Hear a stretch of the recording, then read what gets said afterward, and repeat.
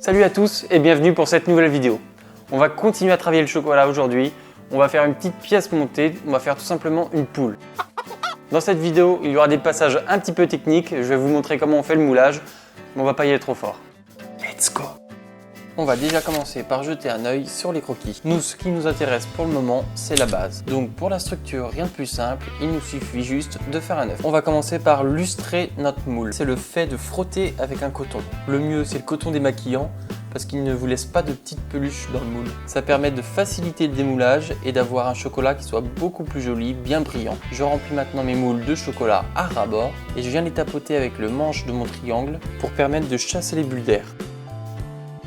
Pour des moules comme ça, lisses, il n'y a pas beaucoup de risques, mais avec des moules un petit peu plus complexes, on peut avoir des bulles d'air qui se mettent au fond du moule en fait. Donc quand vous allez démouler votre sujet, vous allez avoir des petits trous à certains endroits. Je pense bien aussi à racler mon moule avec le triangle pour garder un moule bien propre du début jusqu'à la fin.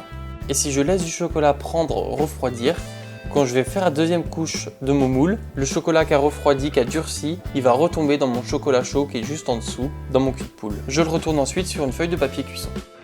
Donc une fois que le chocolat a refroidi, je le reprends et je refais exactement la même opération. Je le remplis et je le revide. Cette technique de moulage, elle est super quand on a pas mal de chocolat à disposition. Mais si vous avez peu de chocolat, comme un bol par exemple, je vous conseille quand même de le faire au pinceau. L'inconvénient là, c'est que j'enlève une grosse masse de chocolat de mon cul de poule qui va refroidir et que je vais remettre dans le cul de poule, donc refroidir le tout. Il va se mettre à épaissir. Le but, c'est quand même de garder un chocolat qui soit bien fluide. Et je le redispose sur le papier cuisson à l'envers. Si je regratte pas mon moule tout de suite, au moment du démoulage, mon sujet va être abîmé parce que non seulement j'ai laissé du chocolat sur le moule, mais en plus il était en contact avec le sujet. Pour reconnaître qu'un moule est bon à être démoulé, il suffit de regarder le dos du moule et vous voyez la partie claire, c'est ce qui est déjà détaché du moule. La partie foncée, elle, c'est ce qui est encore en contact avec le moule. Donc là on peut voir que mes œufs sont quasiment bons à débouler. Moi là, même s'il me reste une petite trace quand je vais démouler, c'est pas grave du tout, puisque je vais passer le pistolet à chocolat juste après. Maintenant je vais assembler mes deux parties d'œufs. Donc pour ceci, rien de plus simple, je les trempe dans le chocolat et ensuite je les assemble. Je fais une retouche avec un outil pour bien lisser le tout.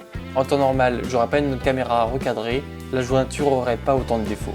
Allez, on passe maintenant au chapeau. J'ai prévu dans mes croquis de le faire avec une demi-sphère et une plaque tout simplement. Alors allons-y. Je prends donc mon moule en silicone. Le silicone à la base, c'est pas fait pour le chocolat. C'est un moule qui se tient mal en main, qui rend pas le chocolat spécialement très joli et c'est assez délicat quand on démoule. Mais bon, ce sera largement suffisant pour ce qu'on veut faire. Comme je l'ai dit, le moule est pas stable du tout, du coup je le fais au pinceau. Si je le remplis et que je le vide comme tout à l'heure, il va avoir tendance à se tordre de partout et ce sera vraiment la galère. Cette fois-ci, je vais faire 3 couches pour que ce soit moins risqué au démoulage. Donc voilà, aucun souci au démoulage. Et bon, le chocolat est pas si vilain que ça non plus. Je vais maintenant couler une plaque de chocolat. Une petite astuce pour lisser la plaque, c'est de tapoter la feuille. Oui, j'aime bien ce mot, tapoter. J'attends un tout petit peu qu'il refroidisse et quand il n'est pas encore totalement pris, je me sers d'un bol comme emporte-pièce pour lui donner une forme ronde. Alors attention, je me suis rendu compte qu'il vaut mieux utiliser le bol comme gabarit et de couper autour plutôt que d'appuyer avec, parce que le bol a une forme incurvée et les rebords sont arrondis, donc ça abîme un petit peu le chocolat. Mais on va se débrouiller pour cette fois et la prochaine fois, je ne referai pas la même bêtise. Ensuite, avec un cercle à gâteau, je viens faire un trou au centre et je mets ma demi-sphère. Je répare un petit peu mes bêtises. Allez, on va le laisser refroidir tranquillement et on va passer au pied. Alors là, rien de plus simple. Je les dessine sur du papier cuisson en gardant l'œuf devant moi pour bien avoir l'échelle et faire des pieds du bon gabarit. Et ensuite, je les découpe. Je coule une petite plaque de chocolat et je viens découper les pieds en mettant des gabarits que je viens de faire. C'est important là d'utiliser une lame qui soit fine pour avoir un beau découpage. Comme toujours, mon chocolat est à moitié pris. C'est important parce que trop chaud, les coupes se refermeraient et trop froid, la plaque casserait.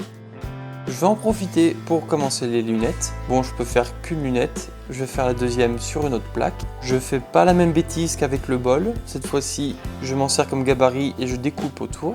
Et je viens faire un trou avec ma douille au centre. Donc le trou au centre est volontairement trop petit pour que je puisse l'élargir à la taille exacte voulue et avoir une structure de lunette bien fine. Je chauffe un petit peu ma douille et je viens élargir donc mon cercle. et je colle tout simplement les deux morceaux.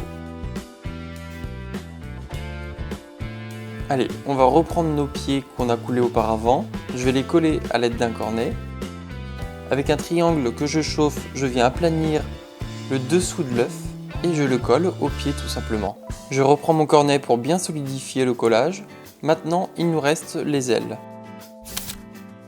Donc je coupe des gabarits sur une feuille cuisson qui va me servir à découper les mêmes mais sur feuille rhodoïde cette fois-ci. Vous allez comprendre pourquoi je fais sur feuille rhodoïde.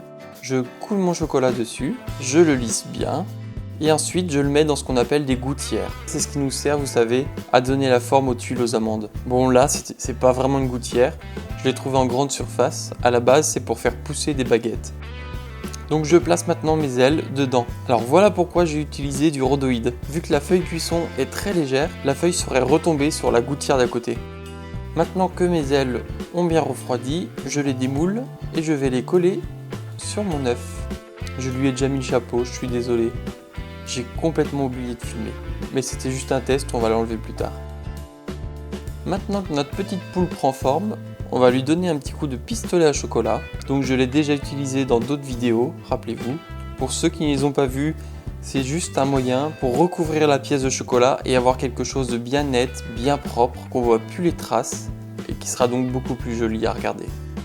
C'est le même principe qu'un pistolet à peinture, sauf que dedans, je mets du chocolat avec du beurre de cacao. Il faut commencer par les parties un petit peu moins accessibles. Il faut savoir que mon pistolet envoie beaucoup d'air. C'est la tempête ici. Donc j'ai perdu le chapeau, j'avais complètement oublié de l'enlever. J'étais censé le faire à part, donc c'est ce qu'on va faire. Allez, je vais maintenant m'occuper du visage. On va commencer par les yeux. Donc je vais utiliser une technique que j'ai expliquée dans la vidéo comment faire le cornet. Je vous invite à aller le voir si vous ne l'avez pas encore vu. J'explique pas mal de choses dedans. C'est toujours utile d'en faire plusieurs, d'en avoir d'avance, on ne sait jamais. Pendant que mes yeux refroidissent, je vais m'occuper du bec. Donc je colore pour ça mon chocolat blanc en jaune. Je me fais une petite plaque et dedans je vais couper des triangles. Bon, je vous avoue, pour cette fois j'y suis allé un peu au feeling, sans gabarit. Une fois mes triangles montés, avec un cornet je fais les arêtes. Un petit coup de spatule pour bien lisser le tout et le tour est joué. Je vais maintenant le disposer sur l'œuf. Alors tous les éléments du visage d'un personnage, c'est très délicat parce que si c'est pas aligné, si vous placez mal un élément, ça va tout de suite se voir. Si mon bec est pas aligné par rapport aux yeux par exemple, ce genre de choses, vous voyez. J'essaie d'utiliser un maximum les outils que j'ai pour éviter de mettre mes doigts sur le chocolat. Il ne faut pas oublier que notre corps est à 37 degrés, donc on va tout de suite laisser une marque sur le chocolat, ou pire le faire fondre même. Je colle mes yeux avec un petit peu de chocolat noir. Quand on fait un personnage, l'expression c'est vraiment très important. On peut lui donner un air très intelligent comme ça, ou rester un petit peu plus classique. Nous pour cette fois, on va rester classique pour vraiment montrer la base de la poule.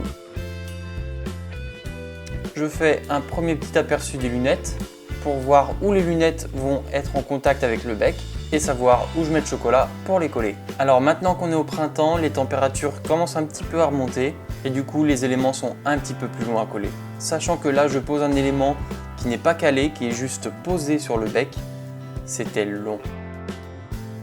Mais alors, très long. Et pour finir le chapeau, je vais maintenant prendre du chocolat plastique rose. Je vais détailler une bande, je vais faire le contour du chapeau et faire genre un petit nœud avec les rubans qui s'envolent. Bon voilà, pourquoi pas.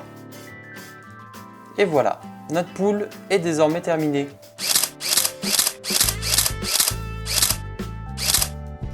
Et bien voilà, cette vidéo est maintenant terminée, j'espère que ça vous a plu. Donc là j'ai fait la poule vraiment très basique, mais on peut la décliner dans plein de situations différentes. La poule au ski, la poule fait du skate, la poule cuisinière. Si vous avez d'autres idées, pourquoi pas me les mettre en commentaire et on pourra essayer de voir ce que ça donne. Voilà, moi je vous dis à la prochaine. Salut!